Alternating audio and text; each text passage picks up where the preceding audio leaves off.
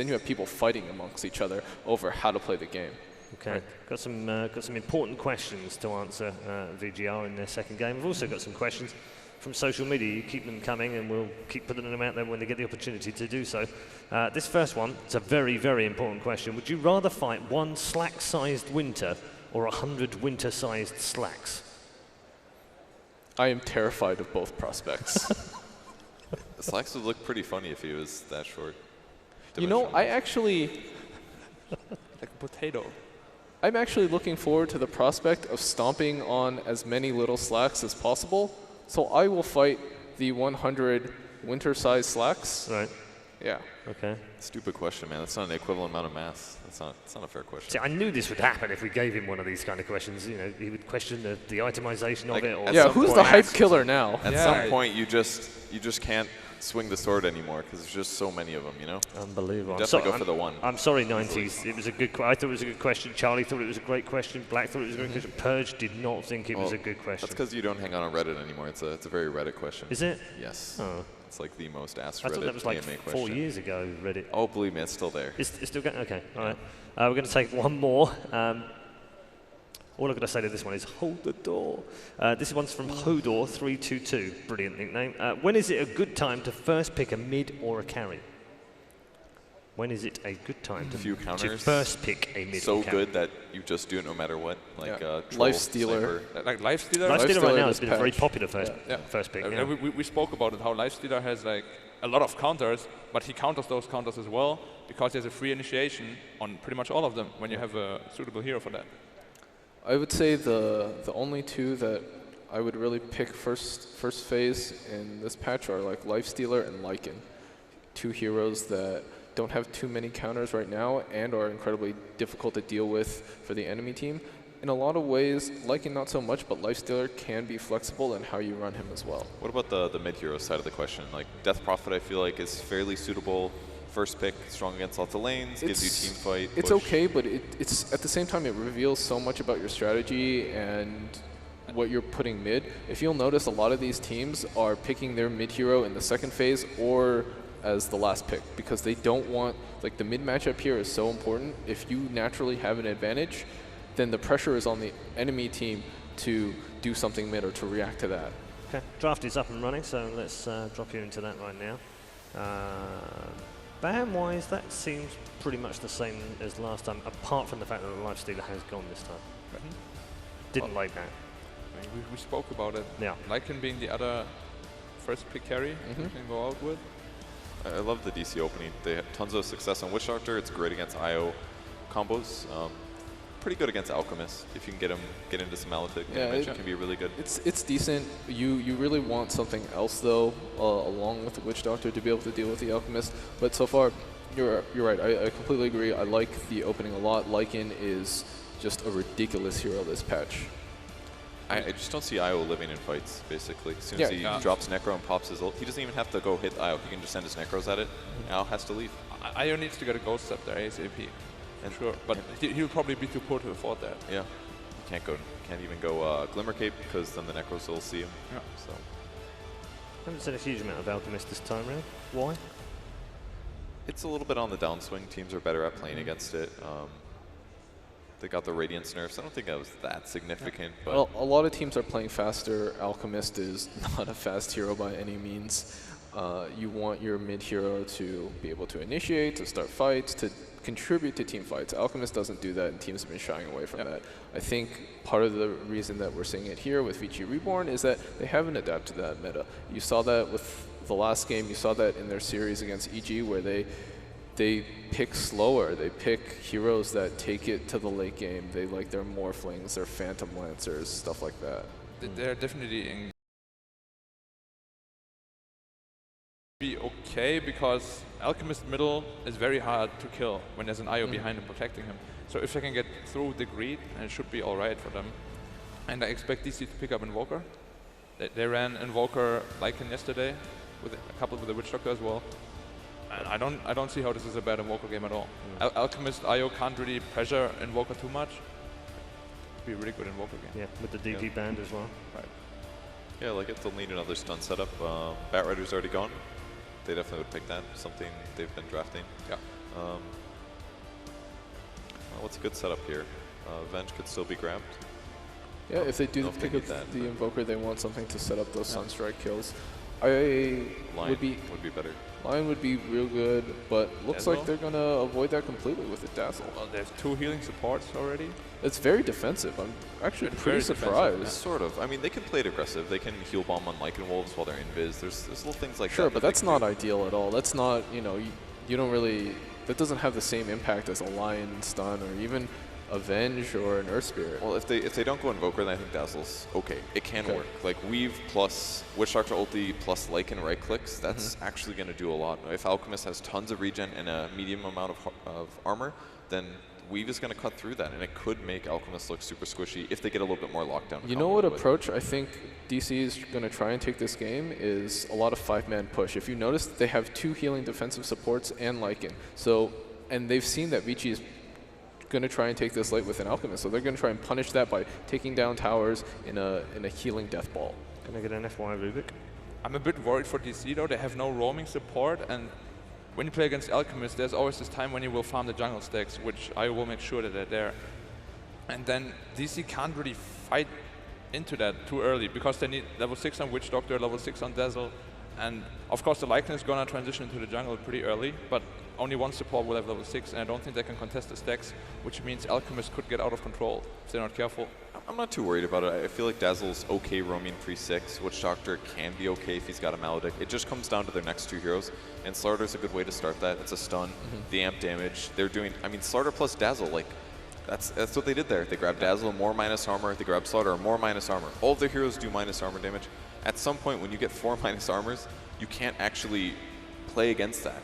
It's just too much. Alchemist needs AC and Shiva's Guard to even stay in the positive this game, but he doesn't have the slots for that. I really like the draft from DC so far. Yeah, the Slardar pick also gives them the option of perhaps aggressively dueling with Slardar Witch Doctor or Slardar Dazzle. Their draft is very open-ended. They just need their last hero to be potentially active, have some aggression, especially earlier than Slardar Blink, because they can't just rely on smokes to initiate those ganks in the early game. If they do that, they might be in a bit of a hard place. Picking a Invoker seems really greedy, although I think it's still possible, because DC in general, they always want to have like a farming core on Wii. It's okay here, I think. With Slardar, it's a bit better. I would like something to set up fights. You know what? Something we might see is the Weehaw Wind Ranger. Windrunner. Okay, I like that. Especially with Slardar, it's great. Yeah, and it's a setup stun that allows DC to start fights without needing that Blink Dagger. Meepo? I don't think they need to here. Like, Meepo, they could pick Meepo, but Super greedy. why not just go Gyrocopter. with the synergy that they already have? They have tons of minus armor. They should pick somebody that's just straightforward single core damage. Like, Meepo is good, but they don't need to force it down, especially not against a Gyro, who's really good against Meepo generally. I think they should really just stick to like something like a Windrunner, some single target DPS burst, but physical, not magical. So both Invoker and Windrunner or Wind Ranger are definitely a good possibility here. Wind Ranger would be really hard to kill in the early game too against IO Alchemist, Rubik, Gyro. Gyro has a decent amount of damage, but I mean that's about it. He can just guarantee that Alch doesn't do damage to him. He can always focus fire. If there's amp damage and focus fire, he's gonna die really fast. And Alch IO can't threaten a Windrunner at all. They might even still lose the lane if Windrunner gets like a couple of good power shots in. Yeah. I was looking at Wii's top 10 played heroes over the last 3 months this morning. Invoker, Dragon Knight, Phantom Lancer, Lina, which we haven't seen in this tournament so far, Alchemist, and Jakiro. They're his most played heroes over the last few months. Lina could work. I'd be really surprised. That would be 94. Lina would be surprised, but Lina generally is very, very strong against IO and mid lanes. It's good against Gyro as well. Like Gyro BKB doesn't matter, you just buy Aghanim's and you burst him down immediately. They're going to ban the Invoker here, aren't they? I don't know. Not too sure about that. I do like the Wind Ranger better than the Invoker. I do too. Hell, I almost like the Lina better than the Invoker here, just because of the burst damage. Yeah. It's pretty close though. I think DC's fine with any of those 3 heroes. Really. Yeah. Like their draft already is so cohesive. They can go lots of different ways. Or they do ban the Meepo. Meepo would have been scary, definitely, but it's more of a space creator, not a high ground pusher, and I would like them to do something that synergizes with their lineup that also has potential to take towers, and Meepos sometimes is iffy on that. Although something I just realized, like in the Howl, it affects all 5 Meepos. It is like some sick DPS. Yeah, but it also affects Wind Ranger. You know, like there's so much, Disgusting so many good things about Yeah. DC's draft right now. Those 4 heroes together just give you so many possibilities. I agree. I mean, did Vici go for the Invoker here, or is that just... No, I think No, that they they need something in the offlane right Yeah. now. They need an offlane initiator to help them start fights. There's still the Tidehunter, which they do tend to favor. I think. Oh, I don't like Bristle at all against all that minus armor already. Yeah, I don't like this either. It's so hard for them to start fights on their terms. Like this patch is all about who gets the initiation on somebody. I mean, we can look at it why they pick it. They're not gonna do the IO Alchemist as we thought in middle. They're gonna do IO Bristle in the offlane to really pressure the Lycan. But if that doesn't work, then I actually don't see a way how VG wins this game. And they Yeah, can it's a still tough game. They can still save Tri-Lane as well. And then it's what, Slardar versus Rubik Jar. That's actually kind of scary. Slardar might have a tough time there. Wow, okay. So let's the break middle out something Timbersaw? that we don't play very often. It is so good against Bristle and Alchemist though, and IO as well. This pick is actually amazing. Yeah, it actually is. The damage potential for it, it's a different page than the physical damage. It's a great hero. Okay, very quickly down the line. Charlie, who's had a better draft? DC? Very obvious, I think, this time around. Black. DC. DC definitely. Okay, unanimous decision from the judges on the panel. DC, 1-0 up already. Can they claim a second and make a top 8 finish here at the Major? Let's find out in Game 2. Thank you very much, Paul. Indeed, as we get ourselves ready for Game 2 between DC and Vici Gaming, we heard from the panel, Ben, not a lot of confidence here on Vici Gaming's draft. Do you agree, or do you have anything to say otherwise? DC's lineup is way better. Okay, I mean, the finishing pick here, this Timbersaw, they have got 3 strength heroes on Vici Gaming, as they talked about the strengths. There was a ban on the Meepo. Do you think we may have seen the Meepo if Vici I thought Gaming it was hadn't going to banned happen. it? I was pumped for it. I was as well. But the way it's had, we've got to settle with a wee hard Timbersaw, which I'm sure people are going to be very happy about seeing as well. So without any further ado, let's get ourselves into Game 2. Digital Chaos versus Vici Gaming Reborn. Here we have it then indeed, ladies and gentlemen, as we get ourselves through with the rundown of both of the teams in this matchup. So Ben, Vici Gaming's draft, as they said towards the start, as soon as we saw the Alchemist, there's that feeling that Vici wanted to kind of take this on late, but at the same time, as the panel said, this current meta, it's all about kind of getting the early game momentum, and DC, they have a lineup to do that. I mean, how do Vici Gaming hold off against DC's push? Well, first they need to stop Lycan from taking down all their towers, which they don't have that much AoE. Maybe if Gyro gets really big and they team fight well early, but most of the time they're going to be 4 or 5 anyways. IO can't contribute that much to team fights, and I think if they take it late, Timbersaw is going to be immortal. If he gets any armor item plus weave, Bristle's not going to do any damage to him. Alchemist is going to get chopped. IO's going to die instantly in team fights, and it's going to be a very uphill battle from Vici Reborn. They need a lot more farm. They were starting that though. We saw some tethers on the ancient trees, so they can. Rune-wise, DC around the bottom. Move's going to come towards the top. Ooh, trying for a bit of a cheeky play. I think as we can see from this, yeah, indeed, No was still able to grab that, so out getting that nice start with the bounty rune. Lane-wise, it looks to be pretty much what we'd expect to see. At least, well, for the time being, we are going to have the Dazzle on the top lane helping out the Slardar. So this bottom lane, I mean, how well is the Bristle going to do in terms of slowing down the farm here on the Lycan? Is this going to be a really hard lane for resolution, or can he still play around it with the help of Saxon? I think clearly that's what DC were scared of with the last ban on the Axe, and Crystal not as good at pressuring, I would say, as the Axe, but still pretty decent. I think more so they're going to be concentrated on his farm, with Wisp trying to be around the Ancients to constantly stack it up and just check runes now and then. So as long as Bristle gets farm, I think they're okay, more so than limiting Lycan's farm. And it's going to be interesting with FY as well on this side, because obviously, as they were saying in the panel, they were wondering if it was going to be the Alk-IO combination towards the mid lane. And without the IO to back him up, he could have a bit of a tricky time against Sweetheart, surely, on the Timbersaw. There's nothing that Timbersaw can do too much about Acid Spray, and Timbersaw's base damage is not that great, so he can't deny too many creeps and stop his gold. And Timbersaw does not have the best rune control to prevent Alchemist from getting those huge bounty runes. Top lane, just a bit of action here, just grabbing him and bringing back Misery, but no follow through for the time being. I like the way DC drafted this game and last game to set up to win all 3 lanes. I think if Timber gets free farm in mid, which he pretty much is getting right now, he's going to be well ahead of the Alchemist in farm, then they're on their way to a great start. And it's going to continue to Roche's later because of the Lycan. And I think their lineups are also very good at dealing with farm single cores. They have the Maledict from the Witch Doctor, they amplify damage from the Slaughter, so if someone is very tanky and very farm, they can still bring them down very easily. Last game they had a Doom for this specific purpose. I mean, if you are VGR, how do you deal with the fact that, as you said, DC do feel to have the stronger lanes? Do you have to just try and stay as stable as you can, or can we expect to see kind of rotations coming out, maybe looking to try and gank Weehar, or just as a Timbersaw, is that just a gank that you can't really afford to Who do they attempt gank with? Maybe the Rubik. I don't think he can make plays on his own. He doesn't have boots. Usually the Wisp support partner buys all the items so he can get the early bottle, but I think with Rubik, the only hero that can really make plays with them, they need to prioritize more farm on him. Maybe a Blink Dagger, definitely boots, and I don't see them being able to put that much pressure. Where's the upside for Vici's lineup? All they can really do is stack a lot, get a lot of Grievous Greed, and do Ancient stacks for Bristle. But in terms of getting kills, in terms of getting objectives, there's that much that they have going for them. See as well, just on this bottom lane, Sax are doing a pretty good job at trying to keep the Bristle out of it. It's fairly even at the moment with CS on that bottom lane. Yang on 14 for 1, 12 for 2 on Resolution.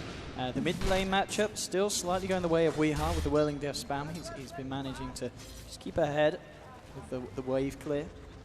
As we can see, just with the poor man's shield and a couple of points into reactive armor, not a huge amount that this out can do in terms of beating him out of the lane. Bottom, Yang trying to go a bit aggressive here. The nice cask bounces will hold back the aggression from Yang and FY. Resolution will be safe for the time being. And the top lane, Slardar, 10 for 5. Move. He's having a pretty nice time really against End, who's only on 11 for 2. So Slardar's getting a lot out of this lane, and it doesn't seem like the Gyro's getting enough. Nope, their Vici Reborn are only slightly winning the bottom, and the other 2 lanes are not going well for them at all. So going to have to rely on those neutral creeps. You need to be careful there. I mean, he had 4 Quill Spray stacks on him, and rather low indeed. Does have the salve and getting himself back up into a tip-top shape. And just heading over as well, and out. They're just concentrating on mass stacking, although Wisp, I don't think, got any of those stacks. Unlucky with the timings there by looks of it, yeah, indeed, for FY. But no, he's been pretty fortunate with the bounty runes that he's finding. He did just pick up a second one here at the 4-minute mark. Top lane, goes on to End. Well, he's going to need backup for the time being, and it's going to be fine. Not enough punch from the side of DC to bring him down. FY will get the tether across. So they've got to be careful with this Gyro. They cannot afford to allow End to go down on this safe lane. That really would be crumbling here for the side of Vici Gaming. I would like to see a Blightstone coming up from Misery. They have a lot of physical damage output in this lane. Combine that with the Howl from Resolution, it should be, I think, a very easy kill on the Gyrocopter, who doesn't have that much armor and does not have the Wisp up top to support him most of the time. And we're seeing that again, just trying to go for a bit of aggression onto Yang, but a little bit harder to take down than he was on the tide, even with the Maledict. Bristleback doing a fair bit with that passive. And still the mid lane, 30 for 14 onto Weehar. He's been given pretty much a free lane now, outside back into the jungle. They've tried to put the Rubik mid to get him towards that level 6. Top end still being kept alive by FY, but the farm really has taken a hit. 17 for 3 on the Gyro, 23 for 10 on Moose Slardar. That is not how they envision the top lane to go. And Weehar actually coming for a bit of a rotation. He's level 6. What's out Nono in the jungle, and it's going to come over as well. We'll see how much they can do to deal with him, and not a lot. Weehar just playing around with these boys, and well, Shakram's out. He's got eyes towards FY, trying to timber chain across. He'll turn and getting bursted down incredibly low, but with the telekinesis, BGR looking to punish this one. Weehar may have got a little bit too aggressive here. Let's see how long he can keep himself alive. He's low on the mana, low on the health, out of bottle charges, and comes round for Rocket Barrage, and Weehar maybe getting a little bit too cocky there, Ben. Even 4-on-1, it was still very difficult to bring down the Timbersaw, and he was just looking for an easy stack steal. Maybe Alchemist would have been low without Chemical Rays, but instead finding pretty much the whole team there. Absolutely, getting the first blood onto End on it. Gyro, who was not having a great start in lane. BGR are going to be very happy with that indeed. Phase boots now done on him as well, so got got that extra little bit more kill potential. Another bounty rune for Nono. Indeed, as we saw, he was able to clean up a fair few stacks indeed. So the out getting into a bit of a better place. Yang on bottom. And indeed trying to have a go on him, but he's got the backup of FY. He's going to be fine, and in fact, eyeing up, going back in, looking for resolution, TPing from Misery. They are fairly low on DC. I think this is the third salve up on Lycan right now. I think I would have liked to see a 1-1-1 build out from Saksa so he can help Resolution invest in a Vlad's, something that's way better long term than multiple salves. With the Maledict, it's not as useful when there's a healing source from the other team, which is the Wisp. It is top, trying to set something up. Boo, he will get himself out of the initial cooldown fall down, but here with the telekinesis, bringing it back in. A couple more clicks for DDC, should do it, and there will. A second kill for Vici Gaming Reborn. Kills that they're desperate for after the kind of the way that the last hitting's been going, but 2 of those kills, both of them involving the gyrocopter. So suddenly this top lane taking a bit of a turn for the better for Vici Gaming. That was a nice catch by Vici Reborn, realizing that the Dazzle had TP down bottom. Witch Doctor almost certainly going to stay down there to keep on babysitting Resolution and finding that small window of opportunity and move, maybe getting a little bit greedy, hoping that he could get that 10-minute Blink Dagger timing. And now they scout out the stacks, constantly trying to find out where they are. However, there's no wards out there. The supports have not been able to venture towards that side of the map because they have 2 very defensive healing-based supports. And the Lycan Wolves also trying to scout out any farming maneuver by VGR. Eyes onto Saxa. Saxa needs to be careful. Whoa, the Quill Sprays stacking up and ripping through the body of the Witch Doctor. Did have 9 stick charges there, but wasn't able to get them off by the looks of it. Or just felt that his fate was inevitable. But a 3rd kill for Vici Gaming. Resolution having to back up now as FY is coming across with Yang. Resolution got to be careful here. Is on his own at the moment on the Lycan, and Yang will start to skip the creep wave, get a bit of pressure down onto this tier 1 on the bottom lane. And all things said and done, Vici Gaming really kind of coming into their element here at this point of the game and having a much better start than they did in game 1. Resolution, though, with the ultimate, trying to make a beeline for FY.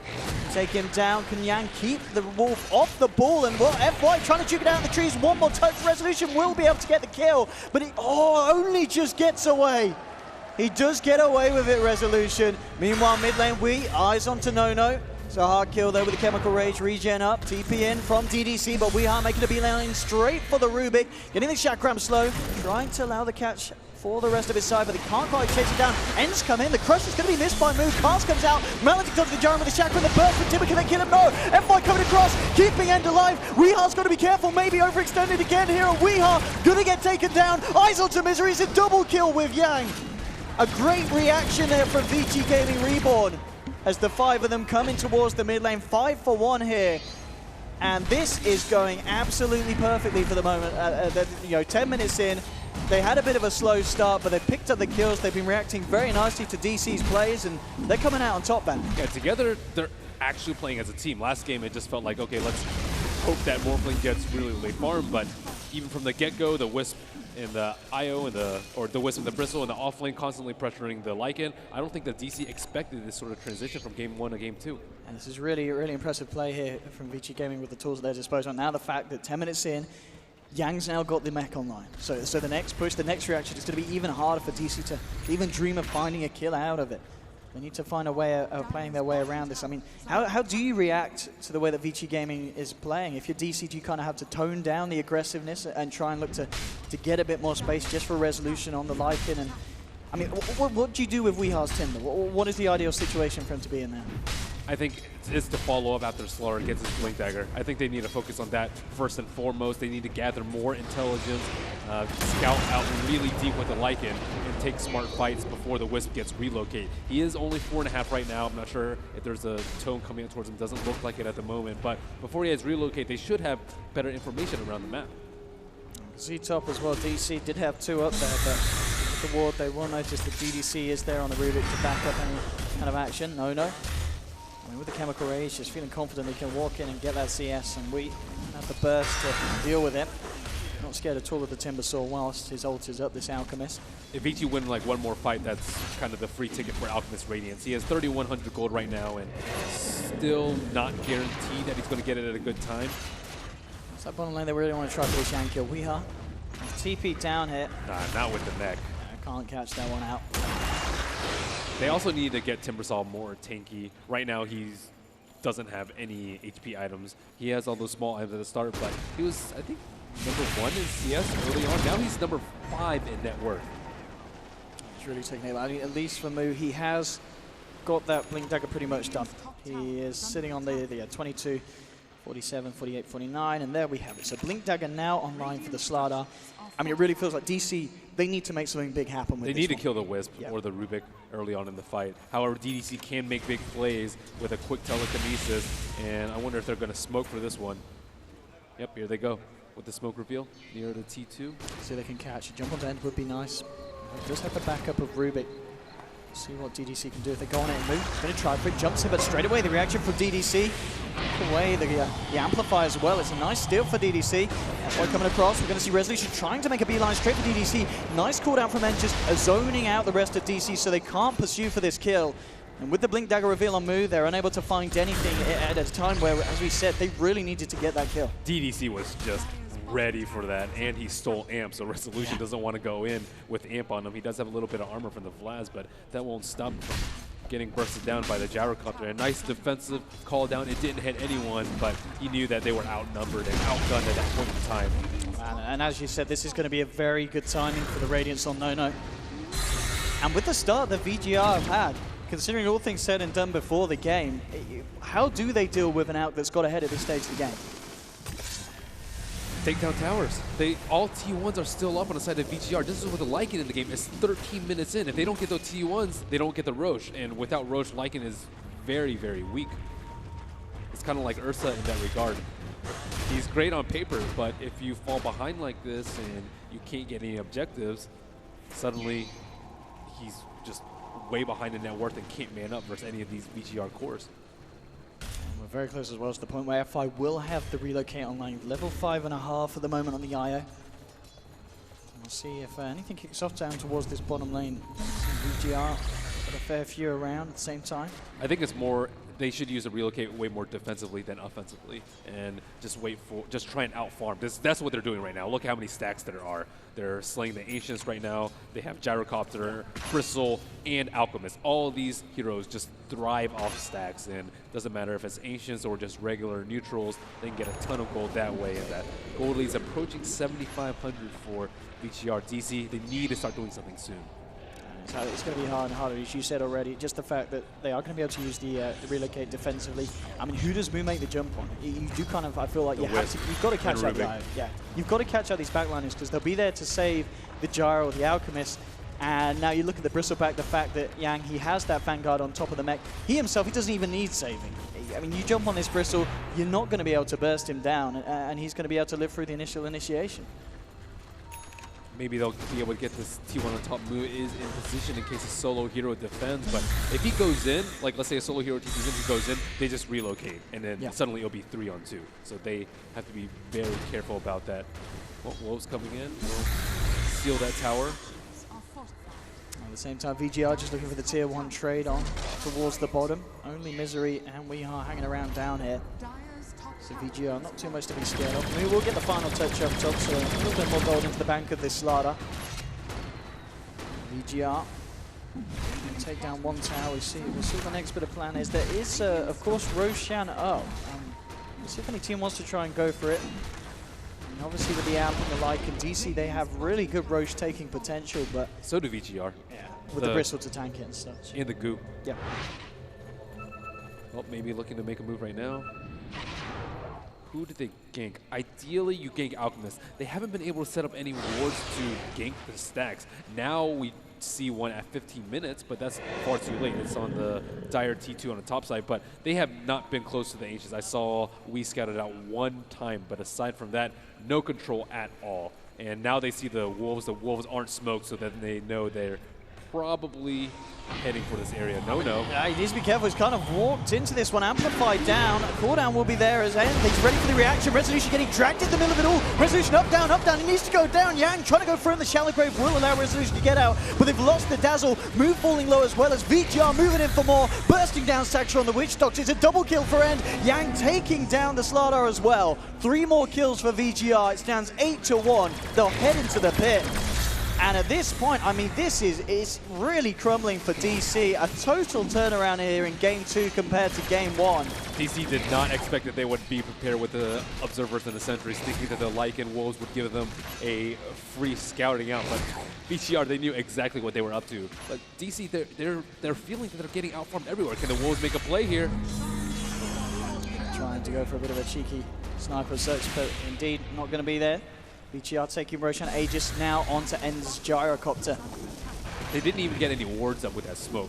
At the very least, you'd want to get some wards so you can potentially gank that Ancients, but how much gold has VGR gained from this one spawn? Absolutely, as we can see there, over a 10k lead at this stage. Obviously, to some extent, it's going to be expected and kind of inflated by the fact that they do have an Alchemist, but still, 10k, that's the exact kind of lead that you'll be very happy with the kind of lineup VGR have. And a lineup as well that, you know, was thought to maybe suffer a little bit at the start, but they played it perfectly. And DC, they feel like they're struggling this game. They just don't have an answer to the way that VGR's playing. Not at the moment.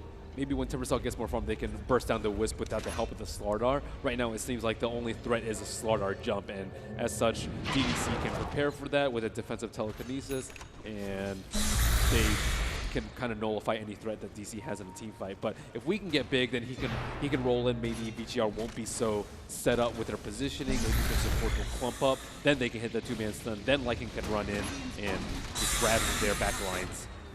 VGR, of course, with the Aegis and the belt of End, feeling very strong and confident here with the push. Only Saxer and Wheat down here at the moment. As we can see, just scared to try and make a move here. We are onto them. Playing very, very reserved. Even as a Timbersaw realizes the fact that VGR, they certainly have the potential to bring that man down. He's already died twice this game. And unable to find himself any favorable kind of action. Only been able to farm around the map. Moves in again. Eyes onto TDC with a nice wraparound, and this is what we're talking about. We've got to be careful about being caught out like this. We'll get the Timber Chain off, but the cooldown slows there. They'll get themselves in closer personal. The stolen cars bouncing between the two of them. DDC setting it up perfectly there for the side of VG Gaming Reborn, taking 2 from DC. And it really has not been the Timbersaw game for Weehar, it seems, Ben. It most certainly has not. And the reactive armor plus Weave maybe can keep him alive, but the gyro pick just adds that extra level of damage to VGR's lineup with a massive amount of magic. And the Dragon Lance too, especially difficult for all these melee heroes to get in range to deal damage to them. And to come in, Misery and Mu are there. They do also have Resolution, who's been quietly farming up the jungle of VGR, trying to find just any kind of space he can to get those Necro books online. Manta now on End. I mean, 19 minutes in, the pace of this game is going perfectly for Vici Gaming Reborn. Alchemist continuing to farm. Manta is going to be the next time. He's kind of halfway there at the moment. TP's coming into the top. It's just going to be, of course, the Alch just clearing out the wave, but this is really, it's not looking good for DC. They need to do something, Ben. And what is it at this stage? They can hope for a bad relocate from VGR. Like, let's say they think that Lycan's getting out of control. They just need to kill him a couple more times. Maybe they can sit behind him with a cast into like a death ward with Timbersaw sitting behind with his burst. But I don't think VGR are going to make that kind of mistake. I don't really think that they're in a position where they feel like they have to go for any sort of risky move. Just keep farming up stacks, get oodles and oodles of gold on the Alchemist, and they can proceed into the late game with heavy confidence. Look at this in the mid lane. DDC still something up with the telekinesis end, not wanting to commit the cooldown. Doesn't feel confident on the potential to go for that kill, and aware that DC may have backup behind. Top lane. See also a bit of a go here from VGR. No, and FY leading in, but Resolution turns around, chops immediately onto FY, but he gets himself out here. With the TP, he's fine. Resolution will continue to chase down No TP reactions at the moment, but the Chemical Rage regen more than enough to get him out. Meanwhile, mid lane going in onto DDC, but the turnaround's there. Coming in with a cooldown, looking to take down the Witch Doctor. He's got a mega kill streak now for the man on the gyro end. We trying to move in and burst down F5, but at this stage he just doesn't have the damage to do so. Misery has to grave himself, get back up to the high ground. Saxa gets the cask out, but there's no follow-up from DC. They'll now move back in on the Timber, going across here, but still they just can't seem to finish off these heroes. Saxa coming close to being brought down again. Yang trying to get the final quill spray in. He'll just turn around, go for Wii instead. They'll take down Timber. Another kill for VGR. 12-1. It really has just been VG's game from the start. And DC, they're trying to go for a bit of a push on the top lane with Resolution. But No and the boys will take the tier 2 mid. And this game, it just continues to swing in favor of the boys on Vici. And they don't have a good target to go on. You do not want to focus this Bristleback, who was built very defensively with the Vanguard and the mech. They wanted to kill the Gyrocopter, but it took so long to bring him down. The Manta, pretty defensive coming up from him, but very good at dispelling the amplified damage, and maybe they'll get a kill on FY, but he already has a Ghost Scepter, which Black mentioned as a key item for him, and it was kind of a question as how he was supposed to farm it, but at this point he is very farm for a Wisp and almost impossible for DC to kill. Absolutely, as we saw in that last bit of fight, just Resolution feeling that he was going to be able to get away with a free kill on the Io. Very, very hard to do so. 9 impossible just as a lone wolf. And well, here we have it. Resolution popping the ult. Moo will get the jumping onto DDC. They'll go for this one and goes for the cooldown and we're duped out. So this time DC find themselves a kill. So they can get themselves anything else with Amplify lay down onto Enno, remove it with the Manta Style and Yang coming in as backup. So DC won't be able to find anything else, but feels like the first time, well, it is in a while that DC are able to find a kill. Won't pay with any of their own lives. No, trying to look to catch someone out. Moo's actually coming back in. Around with this one. It's going to be okay. No catch potential from VG. So DC, they take a kill. It is just a support, but at least it's something. And that was with the help of the Wolves, and now DDC probably eyeing for his gem and knowing that they don't want to focus Bristle, but he can just be up front with the gem and they can constantly kill the Wolves so the supports can hide in the fog like they really want to. DDC does have his Blink Dagger though, so no huge loss for him. VG, even off the back of an engagement where they lose one leg, still certainly feeling the strength from that they've managed to muster and continue to push down on the top. Moo going for a bit of aggression in the mid lane. DDC jumps in with the telekinesis, TP and relocate coming in. Moo, he's going to get taken down here by his own crush, stolen from by DDC.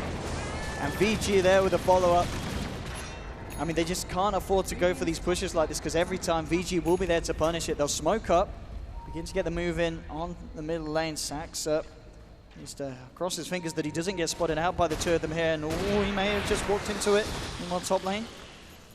Misery just coming out, but waiting for 2. VGR still maintaining a very, very firm grip on this game.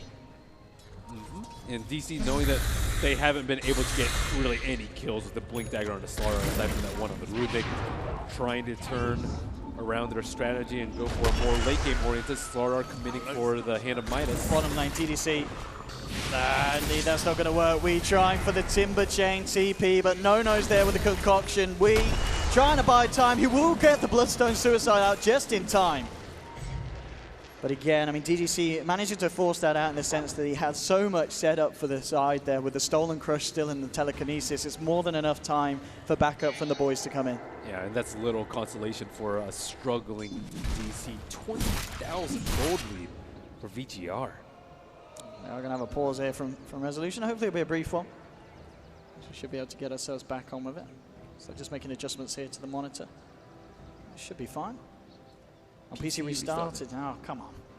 Windows update, eh? Probably. How many people have been cursed by Windows 10? Never mind, go. Okay, that was a quick restart. Impressive computers there. They must have some pretty good SSDs in these ones. Well, here we have it. We're back in.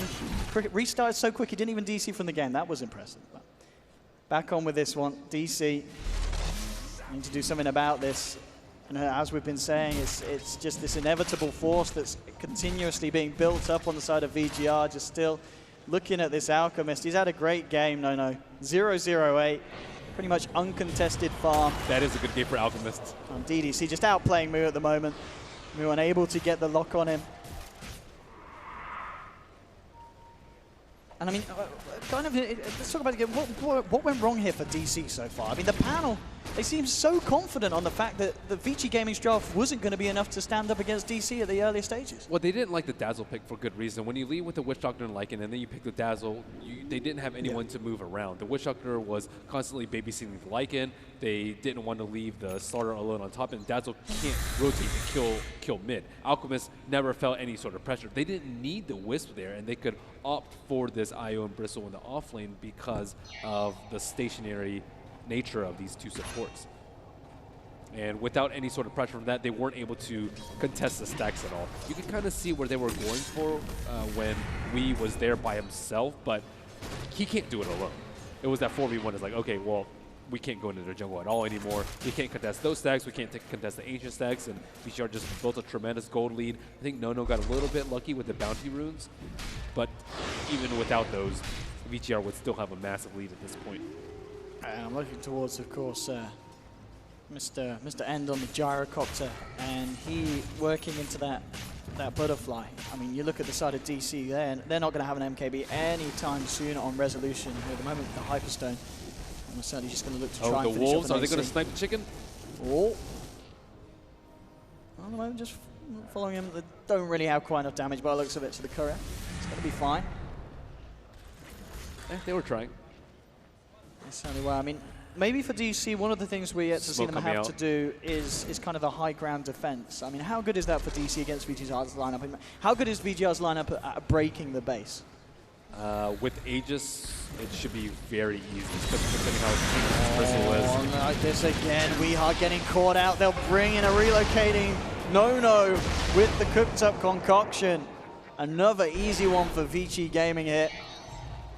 I really like the Dragonlance on these short-range carries like Gyrocopter because it makes a tower siege a lot better. Yeah. Normally, if you have to go too close, you'll just get spammed down by Timbersaw. Slaughter will keep throwing amps out on you. You'll get hit out by casts. But with the Dragonlance, it makes it much easier to back in and out and just take some pot shots at the tower without any time for DC to respond.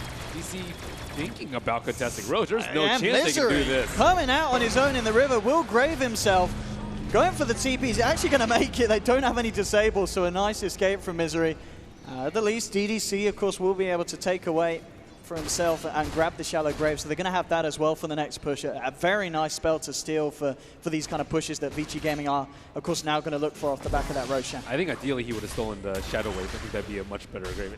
It's not like VGR are in I mean, it's not danger that they're of going to dying. die. Yeah, that is true, yeah. But with the amount of a tank that these guys have built up, it's looking very impressive indeed. It's a full-out butterfly complete now for End. It's This just is on the the way time. out. They are so strong compared to DC right now. This 28-minute phase, Manta, Dragonlance, Butterfly, Aegis, good to go.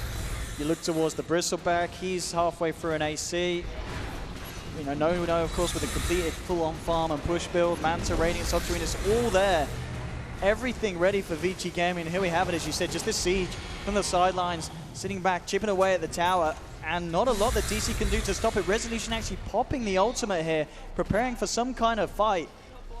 But Vici Gaming, they're just not giving it to them. They're playing it incredibly sensibly, and they have just stepped to their performance so much from what we saw in Game 1. And they have a lot of sustain coming out for End with the mech, with the Wisp. No earn charges yet on the IO, but they can...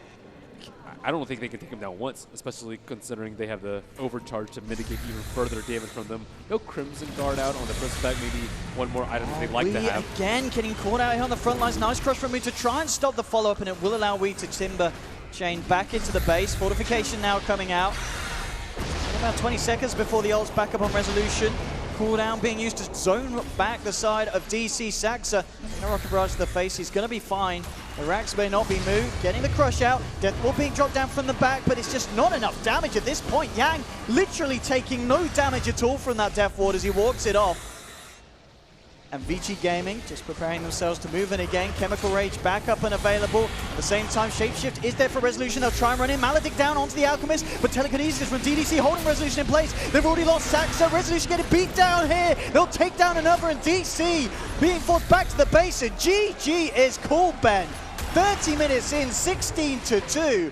Vici Gaming Reborn turning around the series hugely after Game 1, coming into Game 2 like this, with a draft that everyone felt favored the side of DC. What a performance. Vici Gaming The Wisp Bristle kind of Reborn. executed to perfection on the side of VCR, and DC just no way to handle the greed.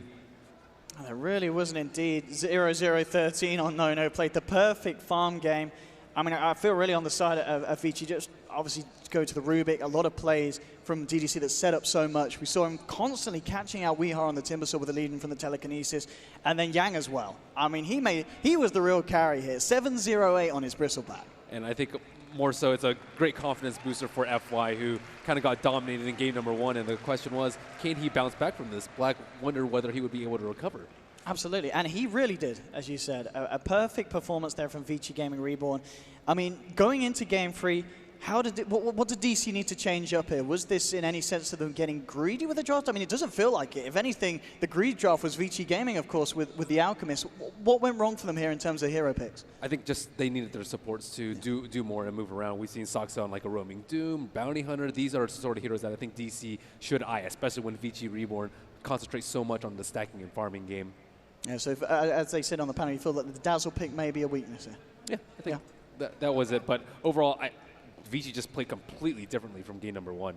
Yeah, they really, really did. I mean, after these first 2 games, game 3, I don't know how at all that is going to pan out. We should be able to get the Paul and the analyst back on. Paul, do you read me? We do, loud and clear. How are you doing down there? Not bad at all. I mean, Good. after this kind of turnaround in game 2, Right? I don't know what to expect here in game 3. I mean, Crazy. after game 1, you expect it to be looking towards a 2-0 for DC, but Vici Gaming there. Yeah, I'm gobsmacked. I don't know, what do you guys think? Are you with Melini and OD down there? Honestly, that should have been the freest Timbersaw game for Weehaw. That game was like freer than the Chinese teams at Shanghai Major, but he didn't look comfortable on that hero. Yeah. Like he missed he had like really ineffectual timber chains. He like timber chains like 2 feet in front of him. He doesn't get value out of his ultimate. Like all of that stuff, it didn't look like he was doing any damage, and he should have. Charlie Yang delivering viciousness all day long. Ben, do you agree with him? He's far more comfortable on those int heroes, the int playmakers, the Wind Ranger, the Leshrac, the Lina, the Invoker, and the Invoker was available to them. And It was. Timbersaw was a good pick, but maybe not for I'm not sure how many times he's played the hero. I mean, 3 times. Three times. 3 pro games. Yeah. What, do you know what the win rate is? Did he win the awards? 2 out of 3. 2 out of 3. Okay, Which is, as Meatloaf says, they were bad. playing American teams, though. That is true. That was probably victories in NA qualifiers as well. All right, well, we're going to leave you 2 alone, so you can have your back rubs and your massages or whatever you do in between games, and we'll be back with you for game 3. Thank you very much for Melini and OD Pixel, and we'll get the views now of our full panel, Black and Purge. Purge, a game of 2 contrasts, really. I mean, first game dominated by DC, second game dominated by VGR. What was the difference? I really do think it came down to the Timbersaw. They looked at the draft and they said, Timber's a perfect pick here. It's a bristleback. But the problem is that the way that they played it, if it's just a 1v1 mid and you're against an Alchemist, you have to have a hero that's going to beat him. And you have to be comfortable beating him. Because if you don't, and you go even on all the other lanes, Alchemist is going to get insane farm, which is exactly what happened there. I think the biggest mistake that we made, all right, it was definitely he wasn't practiced on the hero. That was really clear. He didn't really know how to play it. I think the other issue with it, his skill build was awful. You can't go 1-1-4 in a 1v1 against an Alchemist. That skill is really good if a lot of creeps are hitting you and then they're attacking you. But in a 1v1, you don't need 4 points. You need like maximum 2 points. You need Whirling Death. You need to get your damage up. Once those mid-game fights, higher levels of Timber Chain. Yeah, like when those mid-game fights happened, he's sitting there and he like throws his ulti and does like 200 pure damage other than that, and the heroes are still alive. If he had like 4 in Timber Chain and like 2 in Spin in his ulti, he would have actually done something. But in a 1v1 there, where they're aggressively dueling, you can't expect your supports to come in and get kills for you. Like, his skill build was only good if he was like the linchpin of the strategy. If he dies, they lose the game. And that wasn't the case there. He needed to beat that guy in a 1v1, and he had 4 in reactive armor. It doesn't do anything. Okay, to end it on a positive note, though. There was so much negativity. Yeah, so much negativity between these two. Okay, so you're right there, Black. Do you need some help? Do we call in medical assistance for you right now, or are you okay? I think I'm okay. Okay, I'll be able to make this positive. Okay. We saw the IO Bristol. It worked out pretty well in the offlane. They had some rotations going on. And what was really important for me was the Alchemist, he actually did lose the lane to the Timber, not as much as he should have, but he transitioned into the jungle, which Rubik stacked already, and then Rubik took over mid, while Alchemist just farmed the jungle for like 5-6 minutes, and that's how he got his greedy net worth up. I really liked what they did there. They avoided the hard matchup, and was a good decision by Vici. What changed for them though? I mean, apart from the draft itself, because that didn't look like a totally different team game too. I mean, I took credit for the DJ wake up, you know. Right. Maybe I woke FY up too. Really? Yeah, maybe. But you just insult players in between games and they're back better than before. I mean, maybe he heard my cry of agony, like, FY, get back. And he did come back. The aggressive dual lane was... I'm not impressed, Black. Yeah, I'm not with you on that one. Yeah, let's move on. The aggressive dual lane was quite good from VGR though. Yep. Like Wisp plus Bristol. At first you guys were confused about it, but it allowed them to change up their lanes. In a lane where they're expecting to have Wisp Alchemist mid against a Timber, that would have been advantageous for DC. But when they put them in a 1v1, then Timber's still okay, but not as good, and then that allows them to pressure Lycan. Resolution didn't get the easy start like he did in game 1, so his farm wasn't quite the same, and it didn't allow him to like pick off the easy support heroes in the mid game like we expected. I mean, we spoke about it too. The IO Bristol, if it works out, they're going to be all right. And the other formula to the victory was the Alchemist was free farming, and that happened too. And then they just won. I got to give credits to the gyro pick as well. You saw there a lot of times where DC wants to fight, wants to go in, but there's just a gyro throwing down his ultimate there and just blocking the DC initiation. It's a great departure from the Morphling pick because Morphling couldn't do anything last game, but gyro, very aggressive early game core that allows your team to fight and to actually do something. And the laning for it was great too, because then you have Gyrocopter plus Rubik, which is really good against Slardar. Like Rocket Barrage against Sprint, it's just tons of single target damage output, and that early team fight that they could use to prevent DC from winning those fights. It was everything they needed. In some ways, Gyro's is countered by Slardar, but when he's ahead and he gets Manta Style, then everything Slardar has is gone. But also in the early and mid-game skirmishes and team fights in general, Alchemist Cloud plus Flag Cannon of Gyro is so strong, it like pretty much doubles his damage from the Flag Cannon. And we saw it there, the heroes just melted when Gyro was having free reign on them. Other than the Timbersaw, DC overall were disappointing, Charlie. Why so? Do you think maybe they got a bit complacent in game 2? Maybe a little bit, but it also had to do with the really defensive supports. Really, it was only up to, because the Timbersaw had such a bad game, it was up to Moo on the Slardar to start fights to try and do something. But it's just him going in alone. He doesn't really have any backup. He has 2 really defensive supports that can't go in with him. Yeah, that's why the Bristle pick was so good, is because it turned from a lane that could have been like an off-lane hero versus 3 tri-lane into a dual lane, which has a hero that is very tanky, and they're weak on Disable, so they couldn't really kill Bristle. And Lycan is not very good contested, actually.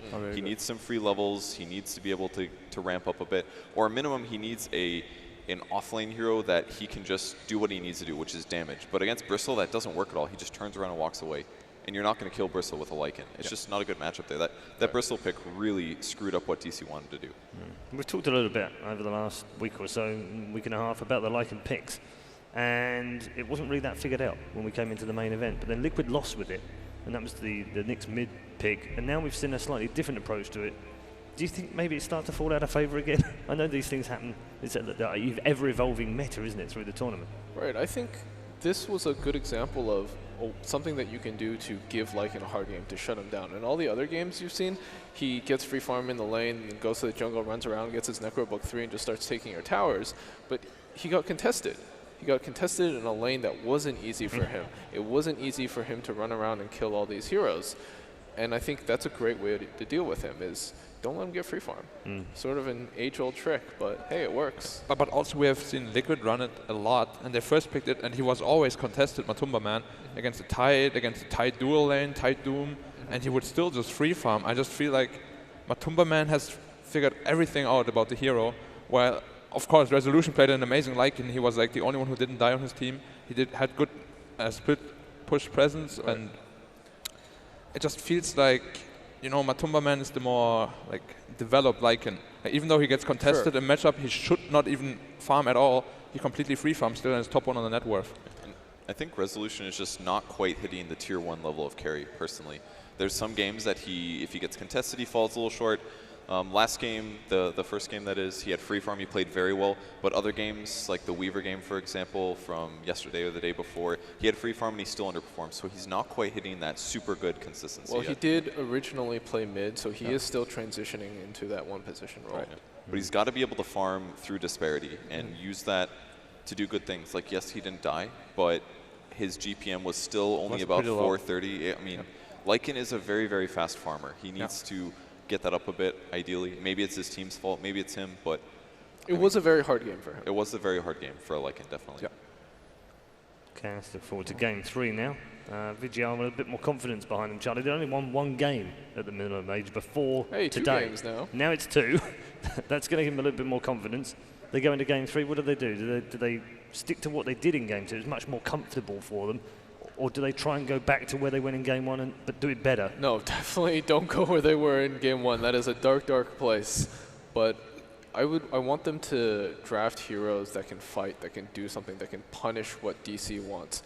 If they do that, I give them a much better chance. Like in game 1, they didn't even give themselves a chance to win that game. It was just that draft was a hot mess. Yeah. But you know, game 2, they contest the lanes. They're allowed to get up their items and their levels to be able to take the fight to DC, and you saw the clear difference there.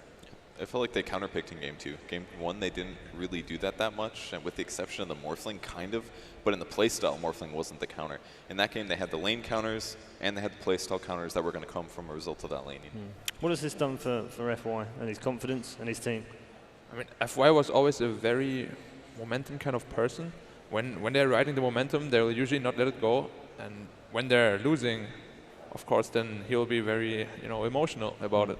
So winning that game definitely puts them into the driver's seat for me. And if they stick to what they did in game 2, which was bring the aggression to DC instead of just farming away like they tried to do in game 1, then I think they have a real shot at taking this.